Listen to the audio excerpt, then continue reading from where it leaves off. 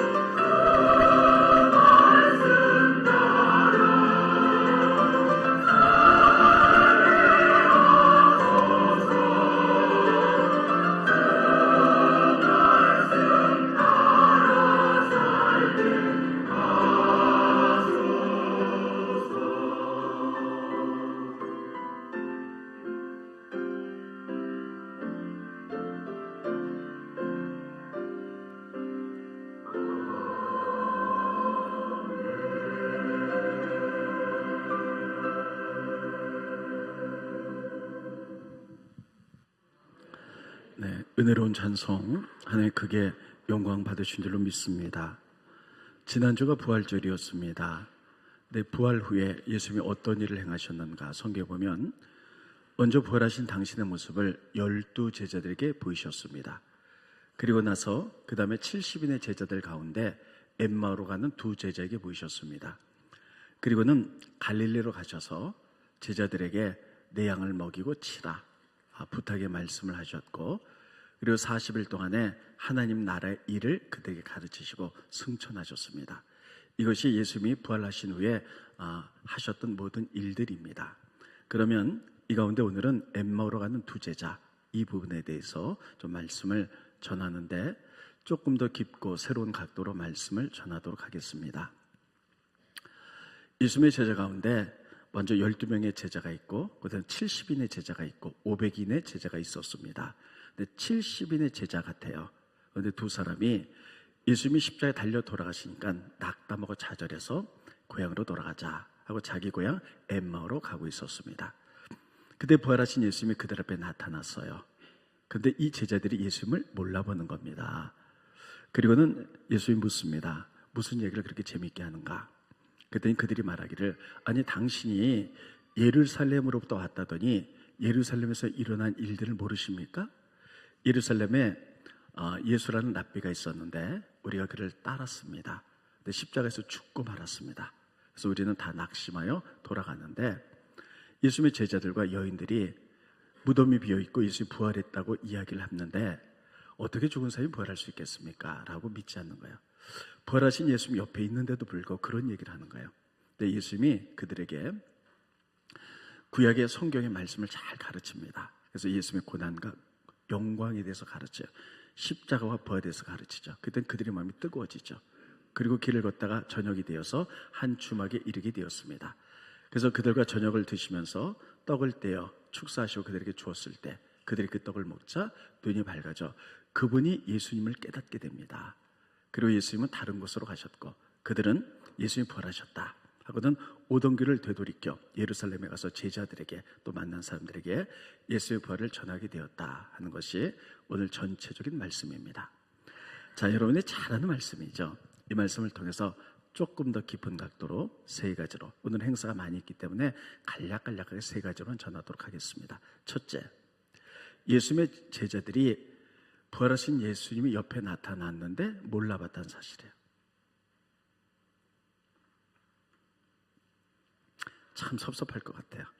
제가 여러분들이랑 같이 목회했는데 죽었다가 3일 만에 부활했어요. 그래서 여러분한테 나타났는데 누구세요? 이러면 굉장히 속상할 것 같아요. 아니 그새 나를 잊었나? 이런 생각이 들 것 같아요. 근데 예수님의 제자들 둘이 예수님이 나타나셨는데 몰라봤어요. 왜 몰라봤을까? 물론 여러 가지 이유가 있을 수 있겠습니다. 근데 오늘 본문의 말씀을 다른 복음서에는 딱 2절로 쓰고 있어요. 거기 보면 답이 나옵니다. 예수님이 다른 모습으로 나타나셨다. 성경이 그렇게 기록하고 있습니다. 스크린 보시죠. 엠마오로 가는 2 제자 이야기는 누가복음과 마가복음에만 나타납니다. 마가복음 16장 12절에 보면 그 후에 그들 중 2 사람이 걸어서 시골로 갈 때에 예수께서 다른 모양으로 그들에게 나타나시니, 예수님이 다른 모양으로 나타나셨다는 것이에요. 여기서 다른 모양이라는 것은요, 예수님이 갑자기 여자 모양으로 나타났다 이런 게 아니고요, 부활의 영광의 몸으로 나타났다는 거예요. 따로 있습니다. 부활의 영광의 몸. 몰라보는 거예요. 그들의 머릿속에는 예수님 돌아가실 때에 그 처참한 장면이 머릿속에 박혀 있었을 거예요. 여러분, 예수님이 온몸이 다 찢기시고 그리고 머리부터 발까지 피를 흘리시고 그리고 이제 온몸에 신경이 끊어지고 그리고 다 몸이 만신창이가 돼서 돌아가셨어요. 예수님의 제자들은 그 모습을 보면서 그 영상이 머릿속에 깊게 박혀 있었을 거예요. 그런데 부활의 몸은 그 몸과는 전혀 다른 몸이에요. 가장 아름답고 찬란한 영광의 몸으로 나타나니까 순간 못 알아봤다는 사실이에요. 이것을 통해서 하나님이 우리에게 주신 메시지는 뭐냐면, 지금의 우리의 몸과 그리고 이 다음에 예수님 재림할 때 부활하는 우리의 몸과는 다른 모습이다 하는 것을 우리들에게 가르쳐주고 계십니다. 지금 우리의 몸은 나이 들면 늙고 병들고 결국은 죽는 이런 몸입니다. 저도 참 30대는 괜찮았었어요. 근데 60이 넘고 나니까 쪼글쪼글해지고요. 나이 들면 이렇게 늙고 병들고 죽는 몸입니다. 그러나 부활의 몸, 예수님이 천사장의 나팔 소리에 다시 오실 때 우리 몸을 새로운 몸으로 부활시켜 주신데, 그 몸은 늙지 않고 썩지 않고 병들지 않을 가장 찬란한 어떤 육체로 부활시켜 주세요. 제자들이 몰라볼 만큼의 어떤 아름다운 모습, 이런 것들을 우리들에게 메시지로 전해주고 계십니다. 이렇게 영광된 몸으로 나타나니까 순간적으로 몰라봤다는 사실이에요. 두 번째, 그런데 두 번째, 우리가 본 말씀을 통해서 우리가 자세히 들여봐야 될 것은 친밀함이란 단어예요. 그래서 친밀함 참 중요합니다. 친밀하다는 것. 예수님의 제자 가운데는 예수님이 계시고 12명의 제자가 있어요. 그리고 70인의 제자가 있어요. 그런데 분명한 것은 아무도 예수님의 부활을 믿지는 않았어요. 근데 예수님이 부활하신 다음에 12명의 제자들에게 나타날 때는 그 12명의 제자들은 다 믿었다는 사실이에요. 예수님 부활하셨다. 그때 상황 보면 이렇게 돼 있죠. 예수님의 12제자가 두려워서 문을 잠그고 안에 숨어 있었습니다. 그때 부활하신 예수님은 지금의 몸과는 다른 영광의 몸이기 때문에 공간과 시간을 초월하세요. 벽을 통해서 쑥 들어오세요. 그리고 편안하냐? 제자들 깜짝 놀라죠. 내 손에 못자국과 옆구리에 창자국을 보고 믿어라. 그래서 제자들은 부활하신 예수를 믿었어요. 그런데 70명의 제자들 가운데 오늘 두 제자, 엠마오로 간 그 두 제자는요, 부활하신 예수를 보고 안 믿었다는 사실이에요. 이 차이가 뭘까 하는 거예요. 저는 그 차이가 조금 이따 말씀드리겠습니다. 친밀함의 차이입니다. 아이들이 20살이 되면 군대를 갑니다. 근데 군대 가서 한 달쯤 지나면 이제 부모가 면회를 가요. 저도 아들이 군대 있을 때 면회를 갔는데 다 똑같아. 몇백 명이 서 있는데 다 새까맣고 머리 팍팍 감고 눈만 반짝반짝해요. 우리 아들이 어디 있는지 못 찾아보는데 어머니들은 단번에 알아보더라고요. 저기 우리 아들 있어. 뭡니까? 아들과 그만큼 어머니로 친밀하기 때문이에요. 여러분, 바로 이런 것들을 얘기해 줬어요. 예수님의 12제자 가운데 가장 예수님과 친밀한 제자는 사도 요한입니다. 그런데 요한복음에 보면 예수님이 부활한 다음에 너희보다 먼저 갈릴리로 가시겠다. 그래서 갈릴리로 가셨어요. 제자들은 예수님을 기다리다가 예수님이 더디 오시니까 야, 고기나 잡으러 가자 하고 이제 고기를 잡으러 갑니다. 근데 한 마리도 못 잡았어요. 그래서 처진 어깨를 가지고 바닷가로 가는데 거기에 부활하신 예수님이 나타나셨어요. 그리고 이렇게 얘기합니다. 너에게 고기가 있느냐? 없습니다. 다시 한번 금을 내려봐라. 내렸더니 153마리의 물고기가 잡힙니다. 근데 그것을 보면서 가장 예수님과 친했던 사도 요한이 먼저 알아보는 거예요. 예수님이다, 이렇게 얘기해요. 제일 먼저 친밀했기 때문에. 그가 얼마나 예수님과 친밀했느냐면요, 성경에는 예수님 사랑하는 제자다.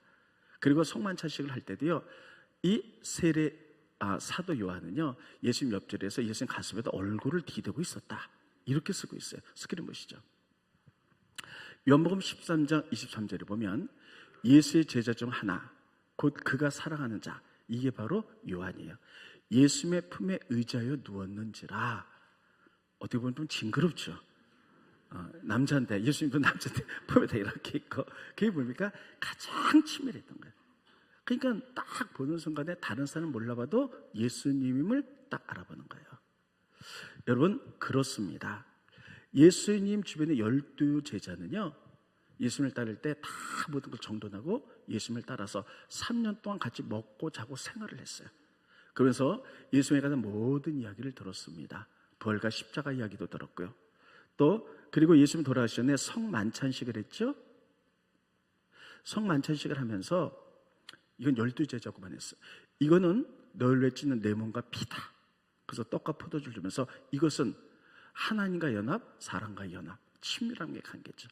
이런 것들을 통해서 12명의 제자들은 예수님의 부활을 믿지 못했지만 부활하신 예수님이 나타나니까 바로 알아봤어요.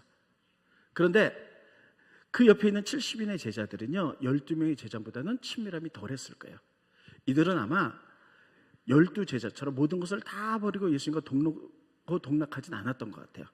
직장도 다니고 또 집도 있고 일도 하면서 시간이 있을 때마다 예수님을 따라다녔던 제자인 것 같아요.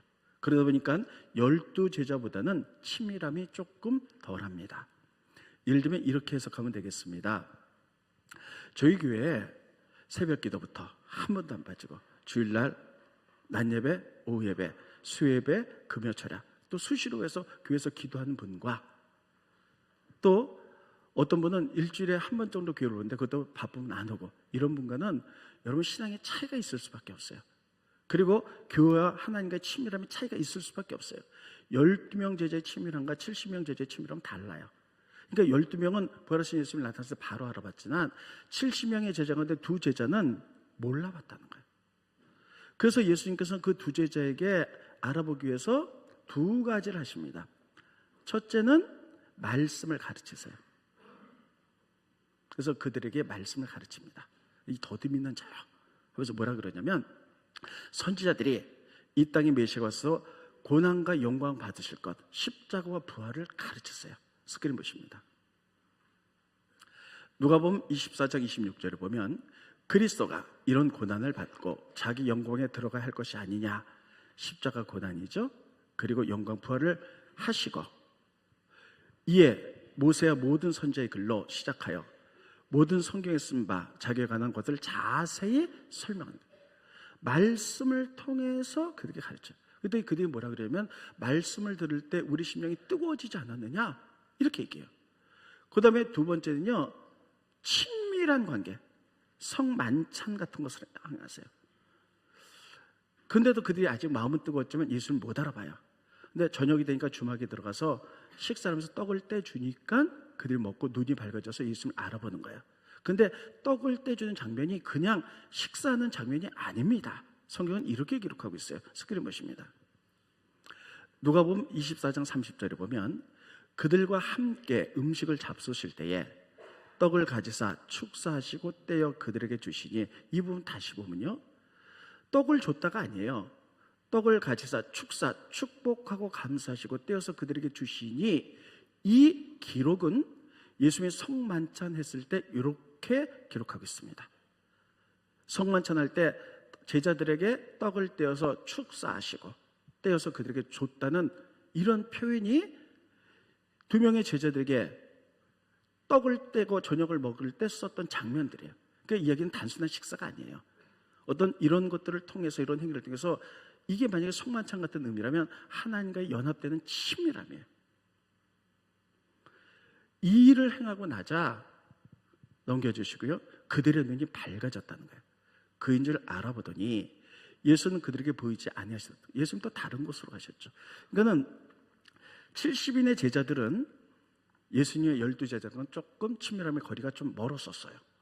그런데 예수님께서는 그들에게 말씀을 가르치셨어요. 그리고 뭔가 식사 행위인데 단순히 밥을 먹는 행위가 아니라 이것을 통해 의식적으로 감사하고 떼어서 축사하시고 주면서 성만찬 할 때 똑같은 의식을 통하여 어떤 친밀함의 연합의 관계를 가르쳐줬더니 눈이 밝아져서 예수님을 알아봤다고 성경이 그렇게 기록하고 있어요. 그렇다면 여기서 우리가 중요한 것이 하나 있는데, 믿음은 뭐냐는 거예요. 믿음은 하나님을 알아가는 것입니다. 따르겠습니다. 믿음은 하나님을 알아가는 것. 하나님을 알아가는 것, 더 많이 알아가는 것. 교회를 1년 다닌 사람도 하나님 알아요. 교회를 10년 다닌 사람도 하나님 알아요. 근데 아는 정도의 깊이가 다르다는 사실이에요. 근데 하나님이 어떤 분인지 점점 깊게 알아가는 게 믿음이에요. 하나님 알아가는 것. 하나님이 어떤 분인지, 하나님의 성품은 어떤 건지, 하나님의 성품이 왜 중요하냐. 하나님의 성품을 알면 하나님은 성품대로 일하시기 때문이에요. 또 하나님이라는 원칙, 하나님의 뜻, 비전, 계획, 이런 것들을 다 말씀을 통해서 알아가는 거예요. 그래서 우리가 하나님을 깊게 알아가는 것은, 하나님은 우리에게 하나님 말대로 성경 외에는 다른 것을 계시하지 않았어요. 그래서 말씀을 그 제자들이 가르칠 때 심령이 뜨거워졌던 것처럼, 그래서 예수님의 부활을 알았던 것처럼 우리도 말씀을 통하여 하나님을 더 깊게 성숙하게 알아가시기를 예수님 이름으로 축원드리겠습니다. 이것 외에는 정도가 없어요. 두 번째는 친밀함이에요. 우리는 기도를 통해서 성령의 임재를 경험하고 또 하나님께 친밀해지죠. 그래서 우리가 기도와 성령의 임재를 통해서 하나님을 더 알아가는 거예요. 12명의 제자들은 예수님과 늘 가까이 같이 있었어요. 그래서 예수님과 친밀했고 그들에게 성만찬을 행했고 또 그들에게 말씀으로 가르쳤어요. 그렇기 때문에 부활하신 예수님을 보는 순간에 단번에 알아봤어요. 근데 70인의 제자들은 예수님과 친밀함의 거리가 있었어요. 그래서 예수님이 부활했지만 그들이 알아보지 못했을 때 예수님께서는 그들에게 말씀, 예수님에 대해서 가르쳤고, 그리고 식사한 때 단순한 식사가 아닌 성만찬 같은 어떤 의식의 식사를 통하여 그리스도와 연합한 하나를 가르치셔서 그들이 예수님을 알게 됐다는 거예요. 그러므로 여러분, 우리들도 하나님의 성품과 하나님을 더 많이 깊게 알아가기 위해서 말씀과 기도와 성령의 임재를 통하여 하나님을 더 알아가는 여러분과 제가 되시기를 예수님의 이름으로 축원드리겠습니다. 오늘 이런 메시지를 저희에게 주고 계신 거예요. 세 번째, 우리는 본 말씀을 통해서 중요한 것을 하나 또 발견해 봅니다. 엠마오로 간 두 제자가 있었어요. 근데 두 제자 가운데 하나의 제자의 이름은 나와요. 근데 한 제자 이름은 또 안 나와요. 스크린 보시죠. 누가복음 24장 18절에 보면 그 한 사람인 글로바라는 자가 대답하여, 자, 첫 번째 제자가 누굽니까? 글로바. 두 제자 가운데 글로바하고 다른 제자 이름은 안 쓰는 거예요. 아니, 좀 쓰지. 왜 궁금하게 안 썼을까? 왜 안 썼을까? 저는 이것을 읽으면서 누가는 의도적으로 안 쓴 것을 알 수가 있어요. 누가복음 누가 썼나요? 그러니까 3부는 대단해요. 1부 때는 누가복음 누가 썼네, 누가가 썼잖아요. 그거 제가 모르더라고요. 그래서 누가 썼어요? 누가 그랬는데 또 눈치를 못 채요.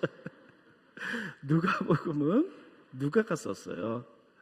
근데 이게 오늘 본 말씀이 누가복음이거든요. 근데 누가는 두 가지 성경을 썼어요. 하나는 누가복음과 또 누구 썼어요? 네, 2부보다는 조금 못해요. 사도행전을 썼어요. 근데 누가가 썼는데, 누가복음과 사도행전 썼는데 누가가 썼던 이 성경은 약간의 다른 거 차이가 있어요. 이게 뭐냐? 누가는 누가복음과 사도행전을 쓰면서요, 항상 우리가 생각할 여백을 두고 있다는 거예요. 완벽하게 쓰잖아요. 여백을 두고 있어요. 그리고 우리로 하여금 생각하고 그 여백 속에 나를 넣도록 그렇게 만들어 놨어요. 예를 들면 사도행전 모두 몇 장이죠? 28장. 모를까봐 제가 먼저 대답했습니다. 28장으로 되는데 사도행전 이상하게 끝나요. 사도행전은요, 막 쓰다가 그래서 뭐 하나님 나라 확장돼 딱 이렇게 끝나야 되는데 바울이 복음을 전하다가 로마옥에 갇혔다, 이걸로 끝나요. 그러니까 뭔가 스토리가 더 있어야 돼. 그래서 딱 끝나니까 뭔가 끝이 아닌데 뭔가 끝났어요. 그러니까 우리에게 여백을 주는 거예요.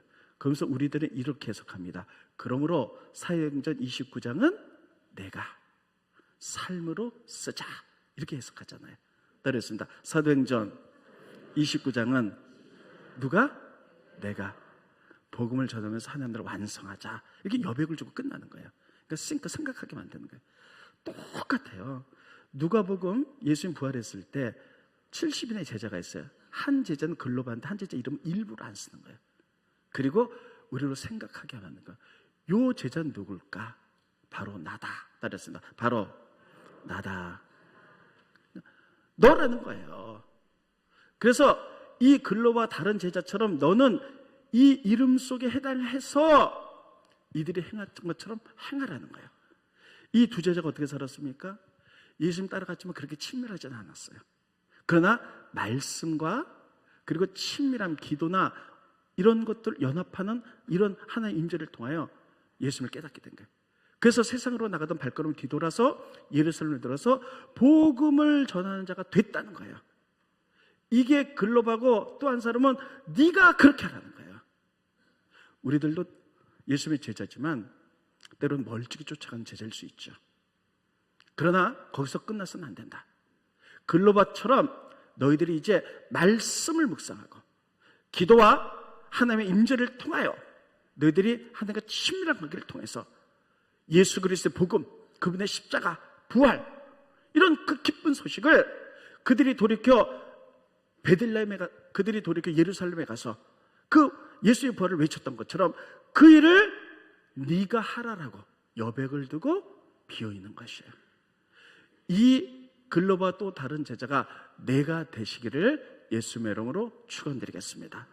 이게 바로 누가복음의 특징이에요.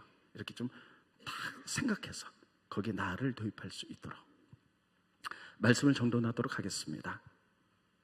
예수님 부활하신 후에 많은 일들을 하셨는데 제가 지난주에 부활절에 칸탄타 막 있어갖고 부활절 설교를 2분밖에 못했어요.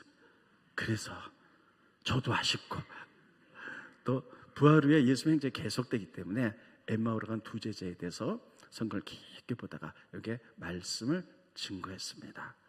여러분, 믿음은 하나님을 알아가는 것이에요. 멀찌감치 쫓아가지 마시고 글로바와 또 다른 제자인 이 제자가 내가 되어서 말씀과 하나님의 임재와 친밀함을 통하여 우리들이 주님과 연합하며 친밀해져서 이제 세상을 향하여 하나님 나라를 외치는 여러분과 제가 되시기를 예수의 이름으로 축원드리겠습니다. 기도하겠습니다. 고마우신 주님, 은혜를 감사함을 드립니다. 부활 후 예수님께서는 이제 엠마오로 가는 두 제자에게 나타나셨습니다. 다른 모습, 영광의 모습으로 나타났듯이 우리들로 하여금 이제 부활의 영광의 몸을 우리에게 계시해 주셔서 그것을 소망 중에 바라보게 하시니 감사함을 드립니다. 또 아버지 하나님, 이제 그들은 예수님이 친밀함의 거리가 있었지만 예수님께서 그들에게 말씀과 또 음식을 먹는 행위를 통하여 하나님과 친밀해짐으로 예수님을 알아보게 하셨던 것처럼 우리들도 이제 하나님과 친밀해지기 원합니다. 말씀을 통하여, 기도를 통하여, 하나님의 임재를 통하여 하나님과 연합되게 하게 하시고 그들이 그리하여서 이제 바로 예루살렘으로 돌아가서 복음을 증거했던 것처럼 우리들이 이제 그로바와 또 다른 한 제자가 내가 되어서 이 세상을 향하여 하나님 나라를 선포하고 나가는 저희들로 되어줄 수 있도록 축복하여 주시옵소서. 예수님의 이름으로 간절히 기도하옵나이다. 아멘.